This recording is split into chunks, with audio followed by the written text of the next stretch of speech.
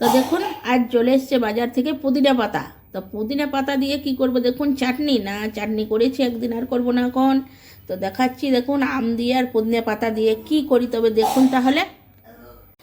তো দেখুন এখানে আমি পুদিনা পাতা নিয়ে নিয়েছি, আমগুলো কুচি কুচি করে কেটে নিয়েছি, কাঁচা লঙ্কা নিয়েছি আর সামান্য পরিমাণে একটু আদা কুচি করে নিয়েছি। এখানে দেবো বিট লবণ আর দিয়ে দেবো পরিমাণে অনেকটাই চিনি, একসঙ্গে পেস্ট করে নেব। তো দেখুন পরিমাণে আমি অনেকই চিনি দিয়েছি, আর এখানে দিয়েছি গোটা বিট লবণটা দিয়ে দিয়েছি, আর এখানে ভাজা গুঁড়োটা আরও যাতে মিহি হয়ে যায়, তো একসঙ্গে একদম খুব স্মুথ করে একটা পেস্ট করে নেব।